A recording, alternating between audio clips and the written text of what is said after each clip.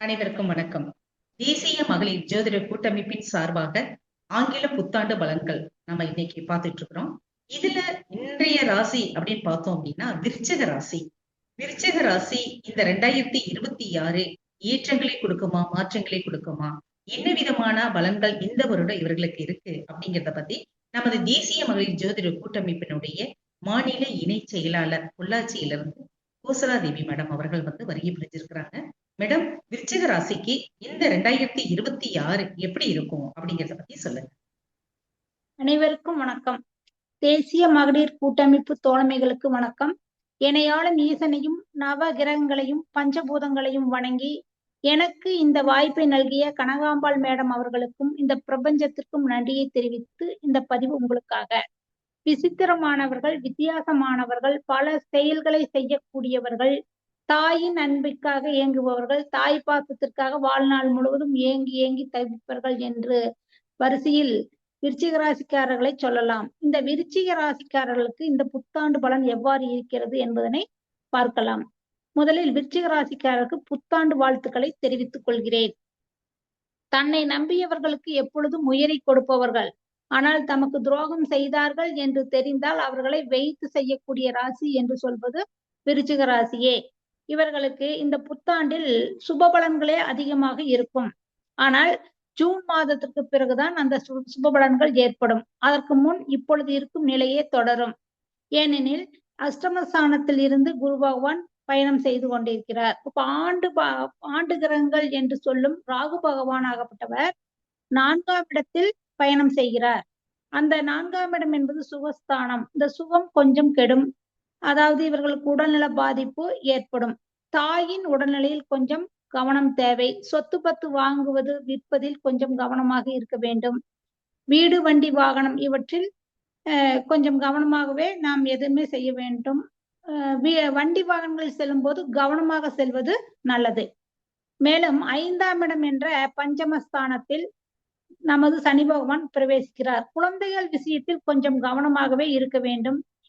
ஆழ் மனதில் குழந்தைகளை பற்றிய ஏதாவது ஒரு சிந்தனை இருந்து கொண்டே இருக்கும். குழந்தைகளை வண்டி வாகனங்களில் செல்லும் பொழுது கவனமாக செல்ல சொல்ல வேண்டும். இவர்கள் குலதெய்வத்தை கெட்டியாக பிடித்துக் கொள்வது நலம். இவர்கள் குலதெய்வத்தை வழிபட்டு கொண்டு காவல் தெய்வங்களான கருப்பராயன், ஐயனார், முனியீஸ்வரன் போன்ற தெய்வங்களை வழிபடும் போது சிறப்புகள் ஏற்படும். ஏனெனில் 5ஆம் இடத்தில் இப்பொழுது நமக்கு சஞ்சாரம் செய்வர் சனி பகவான். சனி பகவான் என்பவர் காவல் தெய்வம். எனவே காவல் தெய்வ வழிபாடு இவர்களுக்கு மிகவும் சிறப்பை தரும். இவர்களுக்கு ரத்தத்தில் பரவும் வியாதிகள் ஏற்பட வாய்ப்பு உள்ளதனால் இவர்கள் பிபி, சுகர் இவற்றை பார்த்து சரி செய்து கொள்வது மிகவும் சிறப்பு. இவர்களுக்கு ஜூன் மாதத்திற்கு பின் இவர்களுடைய அனைத்து தேவைகளும் நிறைவேறும். ஏன்னா உச்ச குருவாக இவர்கள் ராசியவே குரு பகவான் பார்க்கிறார். ஒரு பெரிய மனிதர் தன்னுடன் இருந்து கொண்டு தன்னை பார்த்து கொண்டு இருந்தால் எவ்வாறு இருக்குமோ அவ்வாறு ஜூன் மாதத்துக்கு பின் இவர்களுக்கு இருக்கும்.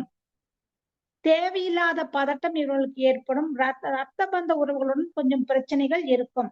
12ஆம் இடத்தை ராகு பகவான் பார்ப்பதால் தூக்கம் கெடும். ராகு பகவான் என்பவர் ஒரு பாம்பு கிரகம். எனவே அந்த பாம்பு கிரகம் 12ஆம் இடத்தை பார்க்கும் பொழுது கொஞ்சம் தூக்கம் கெடும். எனவே ராகுகேது வழிபாடு, அதாவது விநாயகர் வழிபாடு, விநாயகர் கோவிலில் உள்ள ராகுகேதுகளையும் வழிபாடு செய்வது சிறப்பு. மேலும் தொழில் மேன்மைக்கு கோவை மாவட்டம் ஈச்சனாரி விநாயகரை தரிசனம் செய்ய வேண்டும். ஈச்சனாரி விநாயகர் கோவிலுக்கு போய் அங்க திருநீர் பாக்கெட் கொடுத்து அதை வாங்கிட்டு வீட்டுல வச்சு தொழில் ஸ்தாபனங்களை வச்சு நம்ம சாமி கும்பிடும் போது தொழில் விருத்தி உண்டாகும். குலதெய்வம் வழிபாடு செய்ய செய்ய செய்ய செய்ய இவங்களுக்கு இருக்கும் குற்றங்கள் நீங்கி நன்றாகவே இருப்பார்கள். இவர்கள் ஜூன் மாதத்திற்கு பின்பு திருச்செந்தூர் சென்று முருகன் வழிபாடு எடுத்துக்கொள்வது நல்லது. இந்த ஆண்டு முழுவதுமே மலை மேல் இருக்கும் முருகன் காலை பிடித்துக் கொள்வது இவர்களுக்கு மிகவும் சிறப்பாக இருக்கும். வேற்று மதத்தினரால் கொஞ்சம் பிரச்சனைகள் ஏற்பட வாய்ப்புள்ளதனால் வேற்று மதத்தவர்களிடம் கொஞ்சம் கவனமாக இருக்கவும். உங்கள் வாழ்க்கை இந்த ஆண்டு கண்டிப்பாக மாறும். அதை பற்றி கவலைப்பட வேண்டாம். எதிரிகள் தொந்தரவு கொஞ்சம் அதிகமாகவே இருக்கும். எனவே எதிரிகளிடம் கொஞ்சம் கவனமாக இருப்பது நன்றே. இவர்கள் கோவிலில் உள்ள விருட்சம், அதாவது கோவில் விருட்சம் இருக்கும் இல்லைங்களா, அந்த கோவில் விருட்சத்தை போய் வணங்கிட்டு அங்க ஒரு 1/2 மணி நேரம் அமர்ந்துட்டு வந்தா இவங்களோட பிரச்சனைகள் படிப்படியாக குறையும். இப்ப இவங்களுக்கு வந்து 2, 5 கூடியவர் குரு பகவான். இவர் வந்து ஜூன் மாசம் வரைக்கும் என்ன பண்றாருன்னா 8ஆம் இடத்துல போய் இருக்கார். 8ஆம் இடத்துல போய் அவன் 2ங்கிறதுக்கு குடும்பம், வாக்கு, தனஸ்தானம். தனாதிபதி போய் 8ஆம் இடத்துல இருக்கிறதும், சுகாதிபதி அதாவது வந்து நம்ம யோகாதிபதியாகப்பட்ட குரு பகவான் 8ஆம் இடத்துல இருக்கிறது இவங்களுக்கு யோகத்தையும் தனத்தையும் தடுத்து நிறுத்தும். ஆனால் ஜூன் மாதத்துக்கு பின்பு குரு பகவான் கடகராசிக்கு உச்ச குருவாக பிரவேசம் செய்யும் காலங்கள் இவர்களுக்கு மிகவும் நன்றாகவே இருக்கும். இவர்கள் ராசியையே பார்ப்பதனால் இவர்களுக்கு ஆத்ம பலம் அதிகமாக இருக்கும். 2, 5க்கு உரிய குரு பகவான் ஜூன் முதல் அக்டோபர் மாதம் வரை அங்கு பயணிக்கிறார். அடுத்தது அக்டோபர் மாசத்துக்கு பின்னாடி அவர் என்ன பண்றாருன்னா 10ஆம் இடத்துக்கு போறார். 10ஆம் இடத்துல வந்து அங்க ஏற்கனவே ஆல்ரெடி கேது பகவான் அமர்ந்துட்டு இருக்கார். 10ல ஒரு பாவியாவது இருக்கணும் அப்படின்னு சொல்லுவாங்க. அந்த 10ல பாவியான கேது பகவான் இருப்பது சிறப்பு தான். அதுல ஒன்றும் தப்பு வராது. குரு பகவான் சேரும்போது அவங்களுக்கு நல்லதே நடக்கும்.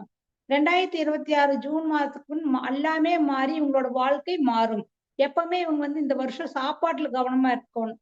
ஃபுட் பாய்சன் ஆகிறதுக்கு வாய்ப்பு இருக்குது. வெளி உணவுகளை தவிர்த்துக்கணும். பழைய உணவுகளை சாப்பிட்றத தவிர்த்துக்கணும். ஏன்னா தொற்று நோய் ஏற்படுற அபாயம் இருக்கிறதுனால இவர்கள் சித்தர் வழிபாடு எடுத்துக்கொள்வது சிறப்பு. இந்த வருஷம் வந்து அருகில் இருக்கிற சித்தர் ஜீவசமாதிக்கு போய் வழிபாடு எடுத்துக்கொள்வது ரொம்ப சிறப்பாகவே இருக்கும். 3, 4 கூடிய சனி பகவான் 5ல் பிரவேசம் செய்வதும் கொஞ்சம் சரியில்லாம இருக்குது. ஆக மொத்தம் இவங்களுக்கு வந்து பலன் அப்படின்னு பார்த்தா 75% வந்து நல்ல பலன்கள் இருக்குது.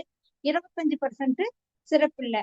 இவங்க வந்து வாகனங்கள்ல வந்து ஸ்பீடா போறது இதெல்லாம் வந்து கண்டிப்பா இந்த வருஷம் தவிர்த்துக்கணும். சின்ன பசங்களா இருக்கிற விருச்சிக ராசிக்காரர்கள் கண்டிப்பா மெதுவாத்தான் வாகனங்கள்ல போகணும். பேரண்ட்ஸ் வந்து அவங்களுக்கு சொல்லுங்க. 2வது விருச்சிக ராசியில இருக்கிற அனுச நட்சத்திரத்துக்கு உண்டான மரம் வந்து பனை மரம். இவங்க வந்து பனைமரத்தை போய் வழிபாடு பண்றது ரொம்ப ரொம்ப சிறப்பு. ஏன்னா மரம் வந்து ரொம்ப வருஷம் வந்து வாழ்ந்த மரம். அந்த பனைமரத்தை அந்த விருச்சத்தை வழிபாடு விருச்சிக ராசிக்காரர்கள் பண்ண இவங்களுக்கு படிப்படியாக பிரச்சனைகள் தீரும். மேலும் இவர்களுக்கு இந்த ஆண்டு மிகவும் சிறப்பாக இருக்க வாழ்த்துக்கள். வாழ்க வளமுடன். உங்களுக்கு அனைத்தும் நிறைவாகட்டும். வாழ்த்துக்கள். நன்றி மேடம். மிக்க மகிழ்ச்சி. குலதெய்வ வழிபாடுகளும் மற்றும் வாழ்வியல் வழிபாடுகளும் மேற்கொண்டாங்கன்னா இந்த ஆண்டு அவர்களுக்கு மிக சிறப்பான ஆண்டா இருக்கும் அப்படிங்கறத பத்தி மிக தெளிவா சொல்லியிருந்தீங்க. எதுலையும் எச்சரிக்கையா இருக்கும்போது இவர்களுக்கு எவ்வளவு பெரிய இடைஞ்சல்கள் வந்தாலும் அது தவிடுபடி ஆகும் அப்படிங்கிறதே சொல்லியிருக்கிறீங்க. ரொம்ப நன்றி. தேங்க்யூ.